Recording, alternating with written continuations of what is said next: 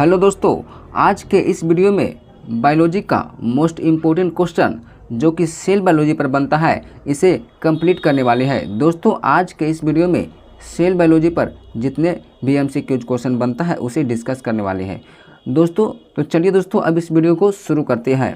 तो question number first है कि कोशिका के अध्ययन को कहा जाता है, यानी कि कोशिका के अध्ययन को क्या कहा जाता है। तो फिर कोशिका के अध्ययन को साइटोलॉजी कहा जाता है, इसलिए इसका सही ऑप्शन होगा ऑप्शन नंबर सी, साइटोलॉजी। उसके बाद फिर नेक्स्ट सवाल है कि मानव शरीर में कोशिकाओं की खोज किसने की थी, यानी कि कोशिकाओं की खोज मानव के शरीर में किसने की थी। तो फिर रॉबर्ट हुक ने की थी। कब किया था? तो फिर 1665 ईस्वी में किया था, और ये ब्रिटिश का यानी कि ब्रिटिश वैज्ञानिक था, यानी कि ब्रिटेन का रहने वाला था, जबकि इन्होंने यानी कि रॉबर्ट हुक ने मृत कोशिकाओं की खोज की थी। अगर बात करें कि जीवित कोशिकाओं की खोज किसने की थी, तो फिर आपको बताना है कि लीवेनहॉक ने किया था। उसने कहाँ से किया था? तो फिर तालाब से किया था। और रॉबर्ट हुक ने कहाँ से किया था? तो फिर ये कौर की छाल से किया था। उसके बाद फिर नेक्स्ट सवाल है कि ब्रिटिश वैज्ञानिक ने 1665 ईस्वी में कोशिका की खोज की, यानी कि किस ब्रिटिश वैज्ञानिक ने 1665 ईस्वी में कोशिका की खोज की? तो फिर रॉबर्ट हुक ने किया था, इसलिए इसका सही ऑप्शन होगा ऑप्शन नंबर ए। और जबकि लीवेनहॉक ने जीवित कोशिकाओं की खोज की थी, जो कि तालाब से किया था, जबकि रॉबर्ट हुक ने इन्होंने कहाँ से किया था? तो फिर कौर की छाल से किया था। उसके बाद फिर नेक्स्ट सवाल है कि रॉबर्ट हुक ने कोशिकाओं की खोज उन्हें देख कर की थी, यानी कि रॉबर्ट हुक ने कोशिकाओं की खोज किसे देख कर की थी? तो फिर इन्होंने पतली कौर के टुकड़े को देख कर किया था, इसलिए इसका सही ऑप्शन होगा ऑप्शन नंबर बी। उसके बाद फिर इसका नेक्स्ट सवाल है कि लीवेनहॉक ने सबसे पहले स्वतंत्र जीवित कोशिकाओं की खोज कहाँ पर की थी? तो फिर उन्होंने तालाब के जल से किया था। किसने? तो फिर लीवेनहॉक ने, यानी कि लीवेनहॉक ने सबसे पहले जीवित कोशिकाओं की खोज की थी, जबकि मृत कोशिकाओं की खोज रॉबर्ट हुक ने 1665 ईस्वी में किया था। उसके बाद फिर नेक्स्ट सवाल है कि निम्नलिखित में से कौन सी सबसे बड़ी ज्ञात कोशिका है? तो फिर शुतुरमुर्ग का अंडा अभी वर्तमान समय में सबसे ज्ञात बड़ी कोशिकाओं में सबसे बड़ी शुतुरमुर्ग का अंडा है, और सबसे छोटी माइकोप्लाज्म है। उसके बाद फिर नेक्स्ट सवाल है कि सभी पौधे एवं जंतु कोशिकाओं से बने हैं तथा कोशिका जीवन की मूलभूत इकाई है। दिया गया कथन निम्नलिखित में से किस वैज्ञानिक का है? कहने का मतलब है कि सभी पौधे एवं जंतु कोशिकाओं से बने होते हैं तथा कोशिका जीवन की मूलभूत इकाई है। दिया गया कथन निम्नलिखित में से किस सिद्धांत का है? तो फिर ये कोशिका सिद्धांत का है। कोशिका सिद्धांत का प्रतिपादन स्लाइडेन एवं स्वान ने किया था, और स्वान ने कहा था कि सभी जितने भी जंतु हैं कोशिकाओं से मिलकर बनी होती है, जबकि स्लाइडेन ने कहा था कि सभी पेड़ पौधे यानी कि पादप कोशिकाओं से मिलकर बनी होती है। यानी कि कुल जमा बात दोनों मिलाकर कि सभी जितने भी इस दुनिया में पेड़ पौधे या फिर जीव जंतु है कोशिकाओं से मिलकर बनी होती है। ऐसा है कोशिका सिद्धांत का कहना, और कोशिका सिद्धांत का प्रतिपादन स्लाइडेन एवं स्वान ने किया था।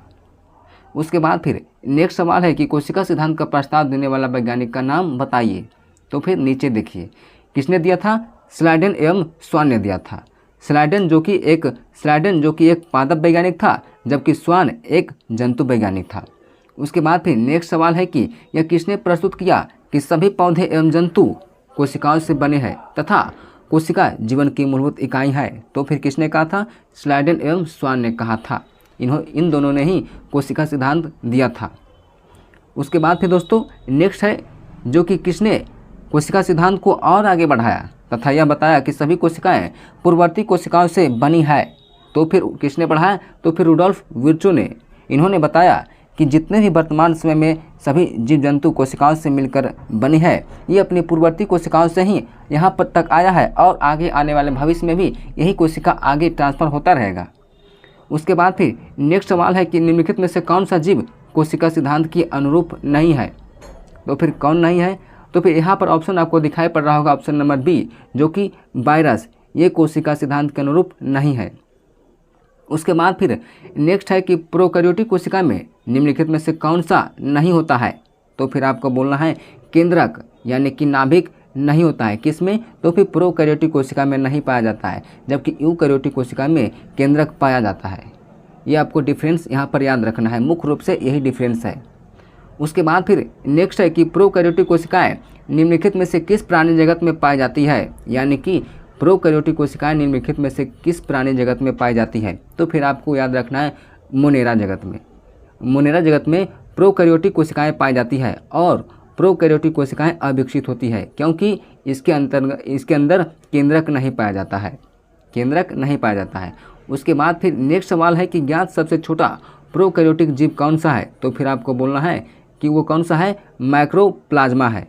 तो फिर इसका सही ऑप्शन होगा ऑप्शन नंबर बी, जो कि माइक्रोप्लाज्मा है। सबसे ज्ञात छोटी कोशिका और सबसे बड़ी थी तो शुतुरमुर्ग का अंडा था। नेक्स्ट है जो कि यूकैरियोटिक कोशिका में आरएनए का संश्लेषण होता है, यानी कि यूकैरियोटिक कोशिका में आरएनए का संश्लेषण कहाँ पर होता है? तो फिर आपको बोलना है कि न्यूक्लियस में। न्यूक्लियस कहने का मतलब है केंद्रक, यानी कि नाभिक में होता है क्या चीज़? तो फिर आरएनए का संश्लेषण। उसके बाद फिर नेक्स्ट है कि यूकैरियोटिक सेल में कोशिका झिल्ली किससे बनी होती है? तो फिर ये किससे बनी होती है? फास्फोलिपिड से, इसलिए इसका सही ऑप्शन होगा ऑप्शन ए। उसके बाद फिर नेक्स्ट है कि प्रोकैरियोटिक से यूकैरियोटिक भिन्न है, तो फिर यह भिन्नता अस्पष्ट झिल्ली की अनुपस्थिति के कारण है, यानी कि ऑप्शन नंबर ए सही होगा। उसके बाद फिर नेक्स्ट है कि निम्नलिखित में से कौन सा यूकैरियोटिक कोशिका की विशेषता नहीं है?